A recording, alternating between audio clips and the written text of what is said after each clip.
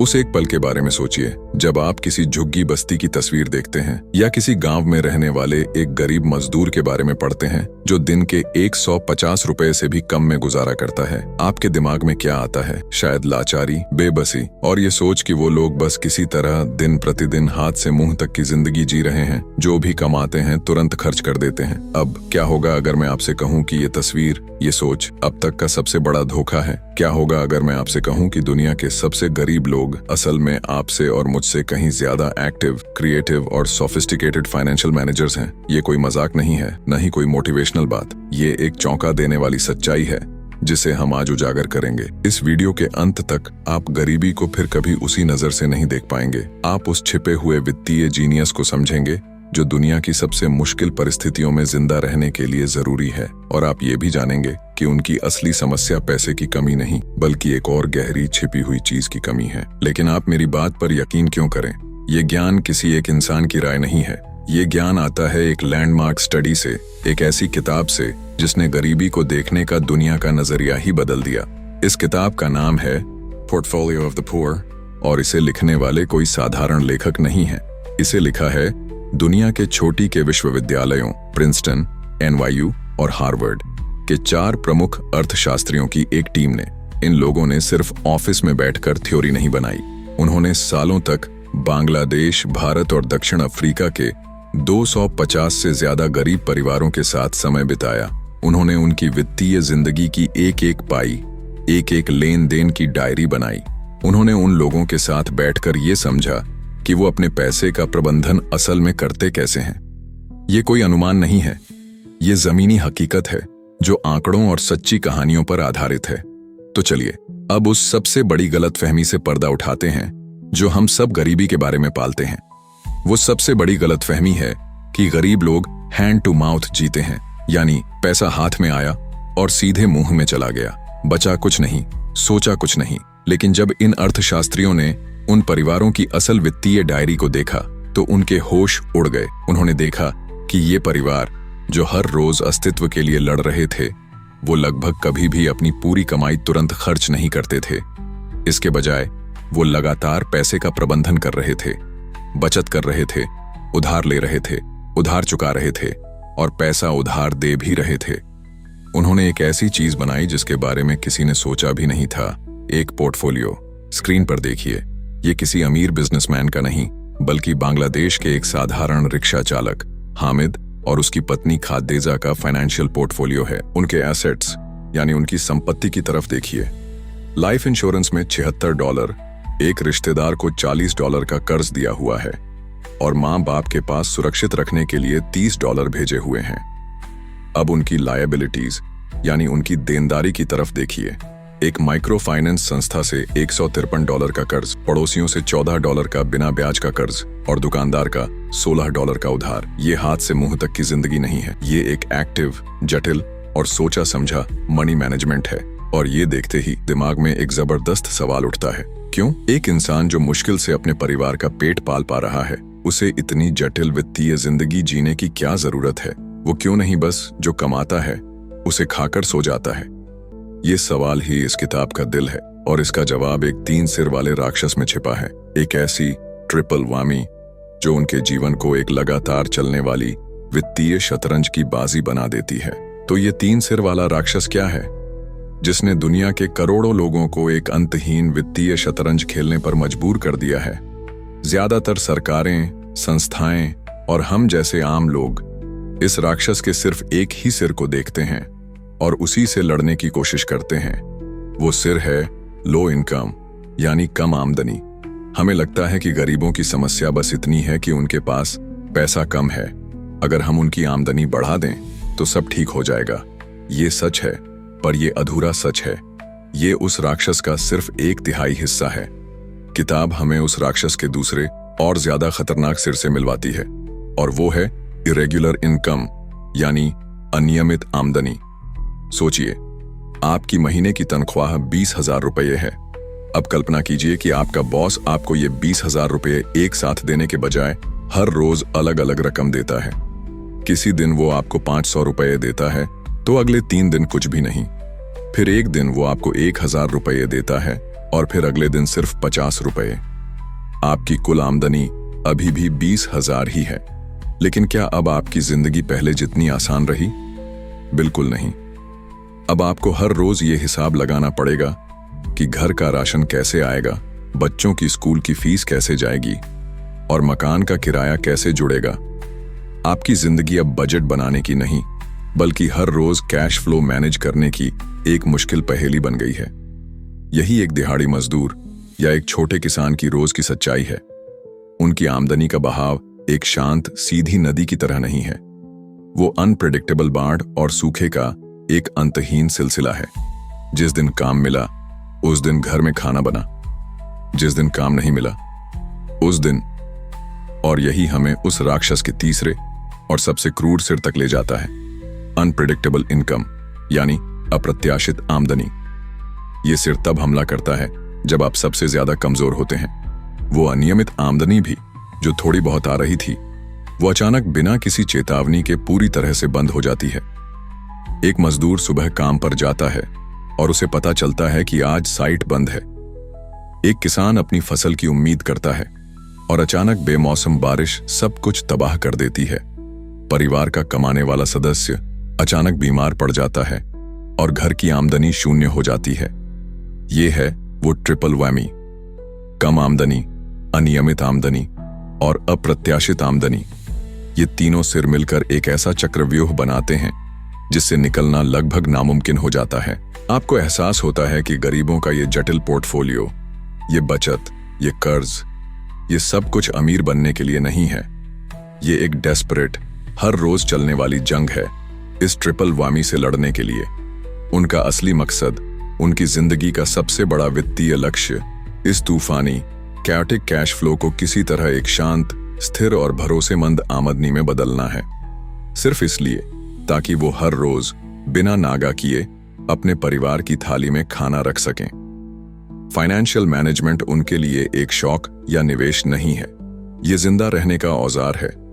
अगर आपको अभी भी उनकी इस हाइपर एक्टिविटी पर शक है तो ये आंकड़ा आपके होश उड़ा देगा।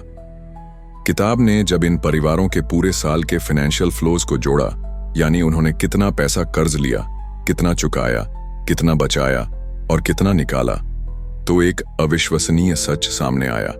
ज्यादातर मामलों में उनके वित्तीय औजारों से होकर गुजरने वाला कुल पैसा उनकी कुल सालाना आमदनी से कहीं ज्यादा था। सोचिए इस बात को, एक परिवार जो साल का 1 लाख रुपए कमाता है, वो साल भर में 1.5 लाख रुपए का लेन देन कर रहा होता है। ये आंकड़ा चीख चीख कर एक ही बात कहता है, वो निष्क्रिय शिकार नहीं है, वो हाइपर एक्टिव फाइनेंशियल मैनेजर्स हैं जो हर एक रुपये को मथ कर उससे ज्यादा से ज्यादा कीमत निकालने की कोशिश कर रहे हैं। अगर आपको लगता है कि ये अविश्वसनीय है तो कमेंट्स में अनबिलीवेबल जरूर लिखें। ये जानने से हमें मदद मिलती है कि ये बातें आप तक पहुंच रही हैं। तो अगर आपकी आमदनी एक तूफानी नदी की तरह है तो आप उस पानी को कंट्रोल करने के लिए बांध कैसे बनाते हैं? जवाब है, ऐसे वित्तीय औजारों से जिनका आविष्कार उन्होंने खुद किया है और जो किसी भी MBA की किताब में नहीं मिलेंगे। मैं आपसे एक सवाल पूछता हूं जिसका जवाब देना लगभग नामुमकिन लगता है। आप दिन के 150 रुपये कमाकर अपनी बेटी की शादी के लिए 50,000 रुपये कैसे जमा करते हैं? या अपने बच्चे की पढ़ाई के लिए या एक छोटा सा घर बनाने के लिए एक बड़ी रकम कैसे जुटाते हैं? बैंक आपको कर्ज नहीं देगा, आपके पास कोई क्रेडिट कार्ड नहीं है और आपकी आमदनी इतनी कम और अनियमित है कि हर महीने कुछ बचा पाना एक सपने जैसा लगता है। ये वो पहेली है जिसे दुनिया के करोड़ों लोग हर रोज हल करते हैं और उनका समाधान किसी भी MBA की किताब या फाइनेंशियल प्लानिंग के कोर्स में नहीं मिलेगा। उनका समाधान छिपा है एक ऐसी दुनिया में जिसे कहते हैं इनफॉर्मल फाइनेंस। और इस दुनिया का सबसे शक्तिशाली, सबसे सरल और सबसे प्रतिभाशाली औजार है द सेविंग्स क्लब। भारत में इसे कमेटी या चिट फंड के नाम से जाना जाता है, अफ्रीका में स्टॉकवेल के नाम से। यह काम कैसे करता है? बहुत ही सरल तरीके से। एक ही मोहल्ले या गांव की 10-12 औरतें एक साथ आती हैं।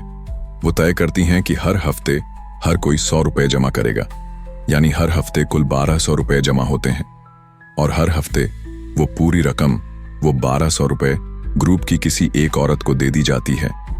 ये चक्र तब तक चलता रहता है जब तक हर किसी को एक बार वो बड़ी रकम नहीं मिल जाती। ये सुनने में बहुत साधारण लगता है, लेकिन इसकी प्रतिभा वित्तीय नहीं है। इसकी प्रतिभा मनोवैज्ञानिक और सामाजिक है। सोचिए, एक औरत जो हर हफ्ते 100 रुपये बचाने की कोशिश कर रही है, उसके सामने कितनी मुश्किलें हैं। घर में कोई बीमार पड़ सकता है, पति पैसे मांग सकता है, या बस कुछ अच्छा खाने का मन कर सकता है। अकेले उस 100 रुपये को बचा पाना लगभग नामुमकिन है, लेकिन जिस पल वो एक सेविंग्स क्लब का हिस्सा बन जाती है, समीकरण बदल जाता है। अब ये सिर्फ 100 रुपये बचाने की बात नहीं रही, ये अपनी सहेलियों, अपने पड़ोसियों को दिया हुआ एक वचन है। अगर वो इस हफ्ते पैसे नहीं देती है, तो वो सिर्फ खुद को निराश नहीं करेगी, वो पूरे ग्रुप को निराश करेगी। वो अपनी इज्जत, अपनी साख खो देगी। इन सेविंग्स क्लब का असली प्रोडक्ट पैसा नहीं है। इनका असली प्रोडक्ट है डिसिप्लिन, अनुशासन, सामाजिक दबाव, यानी लोग क्या कहेंगे का डर। किसी भी बैंक के दिए गए ब्याज से कहीं ज्यादा शक्तिशाली मोटिवेटर है। ये क्लब एक बाहरी शक्ति बन जाता है जो आपको वो करने पर मजबूर करता है जो आप जानते हैं कि आपको करना चाहिए, पर अकेले कर नहीं पाते। ये अपने ही दिमाग के खिलाफ, अपनी ही कमजोरियों के खिलाफ एक बहुत ही चालाक हैक है, और ये हमें गरीबी के सबसे बड़े पैराडॉक्स, सबसे बड़े विरोधाभास तक ले जाता है। एक ऐसा सच जो सुनने में उल्टा लगता है, लेकिन जो इन लोगों की रोज की हकीकत है। गरीबों के लिए कर्ज लेना अक्सर बचत करने का सबसे आसान और सबसे भरोसेमंद तरीका होता है। इस बात को फिर से सुनिए, कर्ज लेना बचत करने का तरीका है। कैसे? याद कीजिए हामिद और खादेजा को और उनके $153 के माइक्रो फाइनेंस कर्ज को। वो कर्ज 1 साल के लिए था और उन्हें हर हफ्ते एक छोटी सी फिक्स्ड रकम चुकानी होती थी। ये नियम सख्त था। अगर वो एक भी हफ्ता चूक जाते तो उनकी साख खराब हो जाती और उन्हें दोबारा कर्ज नहीं मिलता। ये कर्ज अनजाने में उनके लिए एक जबरदस्ती का सेविंग्स प्लान बन गया। 1 साल तक हर हफ्ते छोटी छोटी रकम चुकाना, जो उनकी अनियमित आमदनी से मुमकिन था, उसने उन्हें कर्ज की शुरुआत में ही एक बड़ी उपयोगी रकम दे दी। उन्होंने उस 1 साल की छोटी छोटी बचतों को, जो शायद वो कभी कर ही नहीं पाते, एक कर्ज के जरिए एक बड़ी रकम में बदल दिया। उन्होंने बचत करने के लिए कर्ज लिया। ये है वो जीनियस जो मुश्किलों में जन्म लेता है। ये वो समाधान है जो तब बनते हैं जब कोई और रास्ता नहीं होता। अगर आप इस छिपे हुए जीनियस से प्रभावित हैं, तो इस वीडियो को लाइक करके हमारा उत्साह जरूर बढ़ाएं।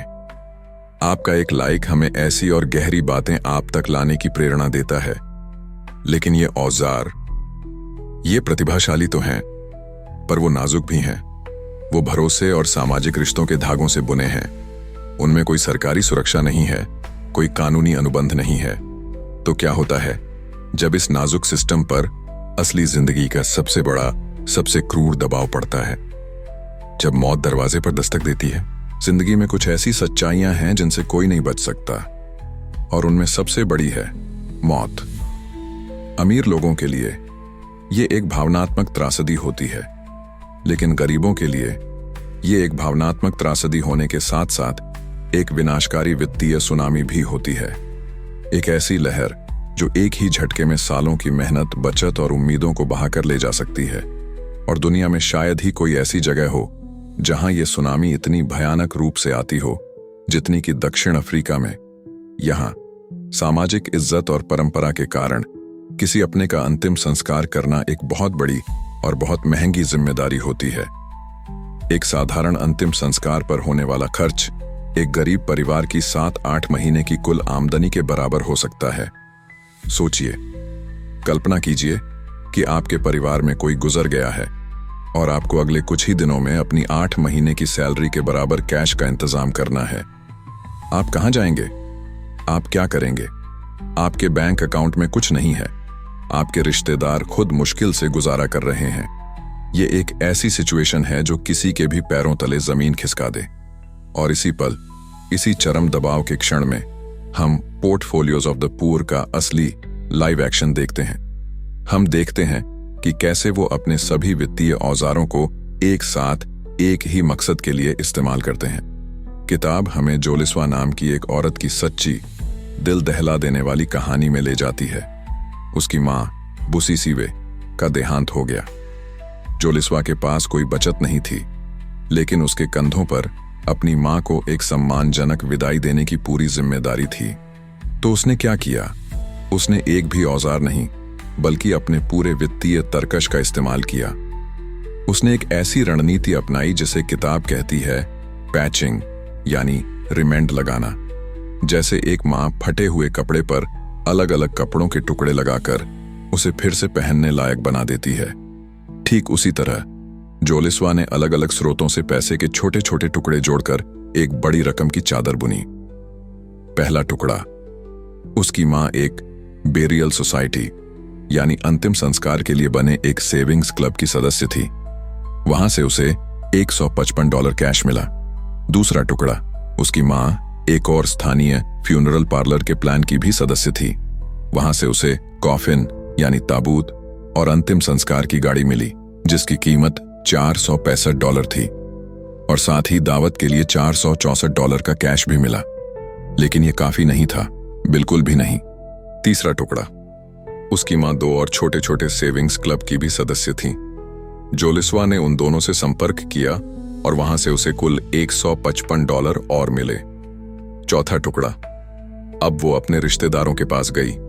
उन्होंने मदद की। उन्होंने मिलकर $279 का कैश इकट्ठा किया।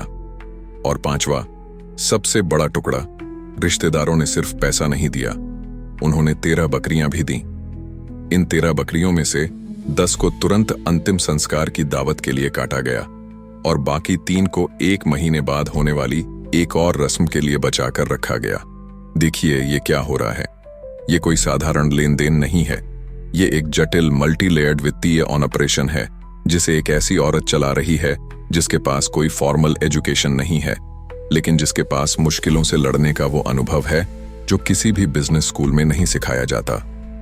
उसने एक ही वक्त पर कैश, सेवाओं और यहां तक कि जानवरों के रूप में भी फाइनेंस को मैनेज किया।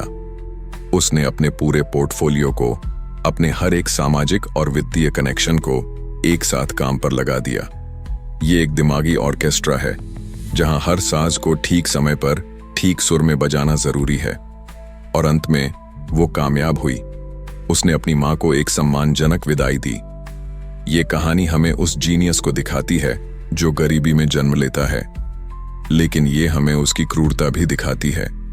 ये हमें दिखाती है कि एक इमरजेंसी से बचने के लिए उन्हें अपने हर एक संसाधन को, हर एक रिश्ते को पूरी तरह से निचोड़ना पड़ता है। इस सिस्टम में गलती की कोई गुंजाइश नहीं है। अगर उस बेरियल सोसाइटी का कोई सदस्य धोखा दे देता, अगर वो रिश्तेदार मदद करने से मना कर देते, अगर वो सेविंग्स क्लब टूट जाता, तो जोलिस्वा और उसका परिवार पूरी तरह से बिखर जाते। वे बच तो जाते हैं, लेकिन किस कीमत पर? अक्सर इन अनौपचारिक औजारों की कीमत चौंकाने वाली होती है, और यह हमें गरीबी के सबसे हैरान करने वाले पहेली की ओर ले जाता है। पैसे की असली कीमत क्या है? मैं अब आपके सामने 2 पहेलियां रखने वाला हूं, जो इस किताब के सबसे गहरे और सबसे हैरान करने वाले हिस्से से आती हैं। ये पहेलियां आपको उन फैसलों के बारे में सोचने पर मजबूर कर देंगी जो पहली नजर में पूरी तरह से पागलपन लगते हैं। पहली पहेली, एक औरत जो दिन के मुश्किल से 100 से 150 रुपए कमाती है, वो अपनी बचत पर नेगेटिव 40% का ब्याज देने के लिए खुशी खुशी तैयार क्यों हो जाती है?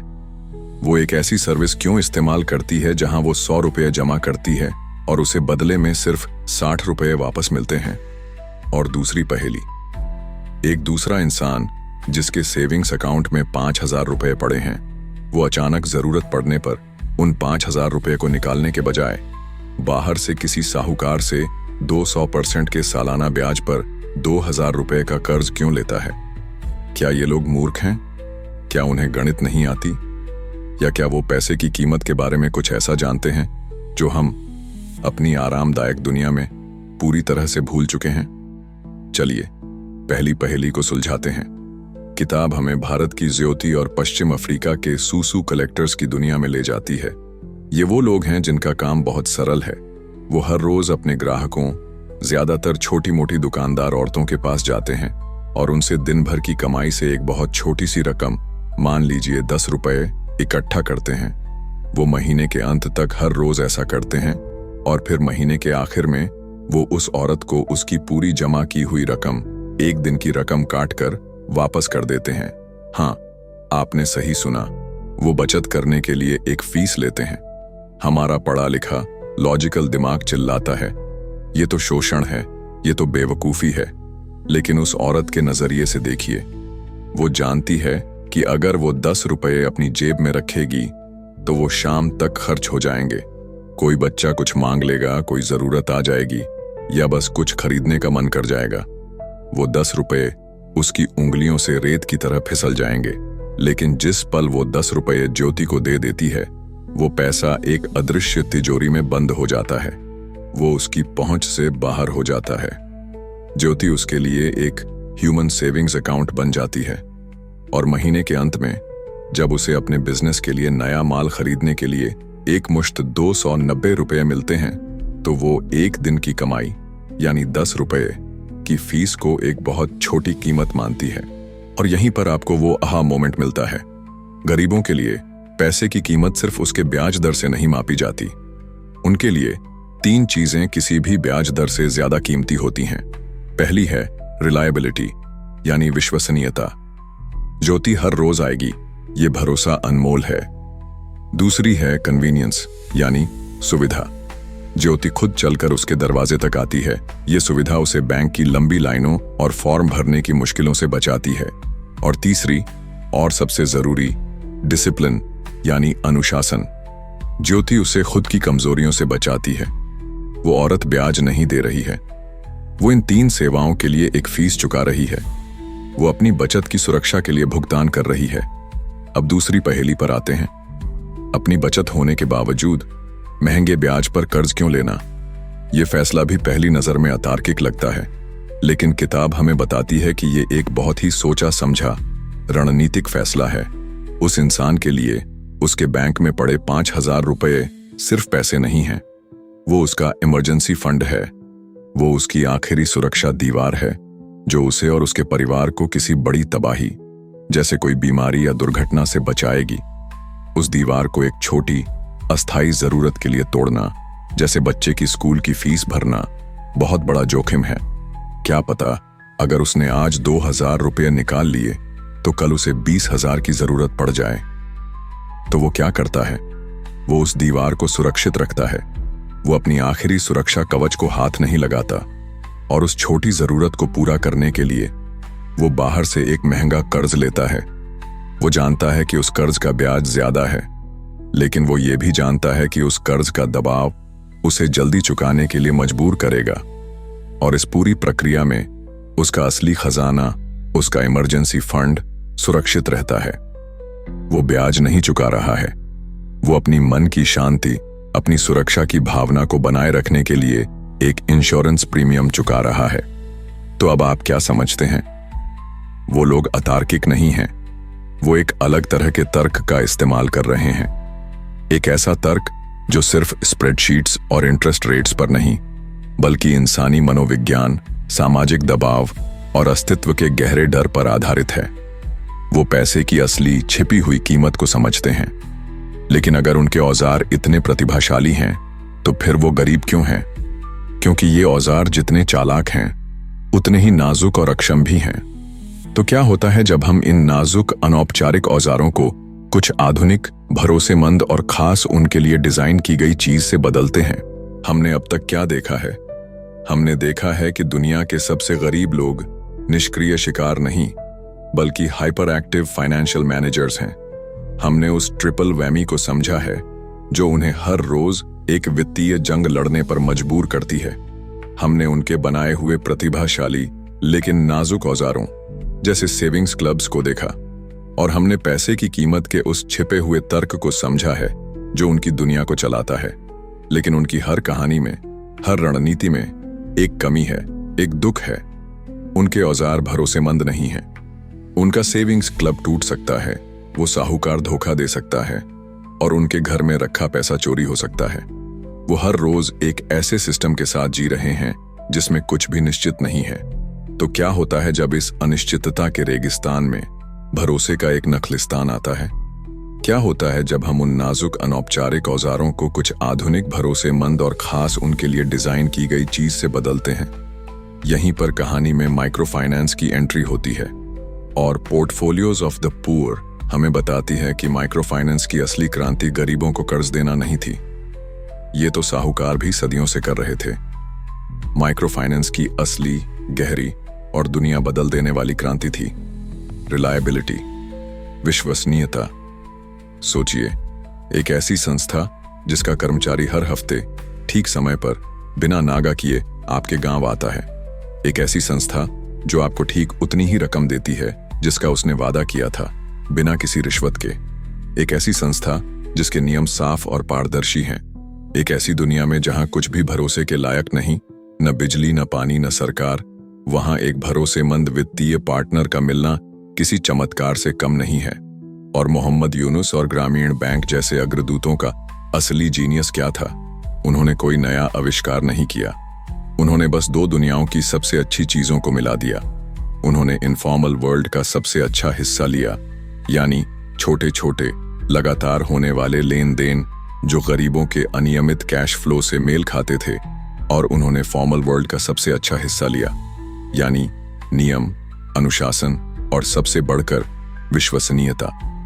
उन्होंने एक ऐसा हाइब्रिड सिस्टम बनाया जो गरीबों की हकीकत को समझता भी था और उन्हें वो भरोसा भी देता था जिसकी उन्हें सख्त जरूरत थी। और यहीं पर इस किताब का और हमारे इस पूरे सफर का अंतिम और सबसे शक्तिशाली निष्कर्ष आता है। गरीबों की असली समस्या सिर्फ पैसे की कमी नहीं है, उनकी असली समस्या है भरोसेमंद औजारों की कमी। उन्हें ऐसे औजारों की जरूरत है जो उन्हें उनके ही पैसे का बेहतर प्रबंधन करने में मदद कर सकें। उन्हें ऐसे औजारों की जरूरत है जो उन्हें अपनी ही मेहनत और प्रतिभा का पूरा फायदा उठाने दें। उन्हें भीख नहीं बल्कि बेहतर बैंक चाहिए। ये किताब हमें एक नया रास्ता दिखाती है। ये कहती है कि गरीबी से लड़ने का सबसे कारगर तरीका शायद बड़ी बड़ी योजनाएं या दान नहीं, बल्कि जमीनी स्तर पर ऐसे वित्तीय प्रोडक्ट्स बनाना है जो गरीबों की जटिल जिंदगी के लिए डिजाइन किए गए हों। एक ऐसा सेविंग्स अकाउंट जो सुविधाजनक और सुरक्षित हो, एक ऐसा कर्ज जो जरूरत के हर काम के लिए उपलब्ध हो, न कि सिर्फ बिजनेस के लिए, और एक ऐसा इंश्योरेंस जो जिंदगी के झटकों को सहने में उनकी मदद कर सके। जब हम उन्हें ये औजार देते हैं तो हम उन्हें सिर्फ पैसा नहीं देते, हम उन्हें कंट्रोल देते हैं। हम उन्हें अपनी किस्मत को खुद लिखने की शक्ति देते हैं। तो चलिए इस सफर को समेटते हैं। हम एक गलत फहमी के साथ शुरू हुए थे कि गरीब बस हाथ पर हाथ धरे बैठे रहते हैं। हमने उस ट्रिपल वैमी को उजागर किया जो उन्हें हर पल लड़ने पर मजबूर करती है। हमने उनके छिपे हुए वित्तीय जीनियस को देखा जिसने हमें हैरान कर दिया। हमने जोखिम के खिलाफ उनकी बहादुर लड़ाई देखी। हमने पैसे की कीमत के उनके गहरे तर्क को समझा, और अंत में हमने पाया कि असली समाधान दान में नहीं बल्कि भरोसेमंद औजारों में छिपा है। आज के बाद जब भी आप गरीबी के बारे में सोचेंगे तो लाचारी के बारे में मत सोचिएगा। उस रिक्शा चालक हामिद के बारे में सोचिएगा जो एक लाइफ इंश्योरेंस पॉलिसी भी चला रहा है। उस 77 साल की दादी नोमसा के बारे में सोचिएगा जो एक सेविंग्स क्लब चला रही है। और उस औरत जोलिस्वा के बारे में सोचिएगा जिसने एक दर्जन वित्तीय स्रोतों को जोड़कर अपनी मां का अंतिम संस्कार किया। उनके जीनियस को, उनकी हिम्मत को और उनके संघर्ष को याद रखिएगा। आज आपने सीखा कि कैसे बाहरी दुनिया के अदृश्य आर्थिक और सामाजिक बल लोगों के फैसलों को नियंत्रित करते हैं, लेकिन क्या आप जानते हैं कि ठीक इसी तरह कुछ छिपे हुए मनोवैज्ञानिक बल भी हैं जो आपके दिमाग को हर रोज कंट्रोल करते हैं? अगर आप जानना चाहते हैं कि वो कौन से गुप्त दिमागी ट्रिगर्स हैं जिनका इस्तेमाल करके विज्ञापन, नेता और यहाँ तक कि हमारे अपने दोस्त भी हमें अपनी बात मनवाने के लिए मैनिपुलेट करते हैं, तो आपको हमारी सबलिमिनल साइकोलॉजी 101 की बुक समरी जरूर देखनी चाहिए। वो इस वीडियो का परफेक्ट अगला कदम है जो आपको प्रभाव और नियंत्रण के खेल का मास्टर बना देगा। उसे आप यहाँ क्लिक करके देख सकते हैं।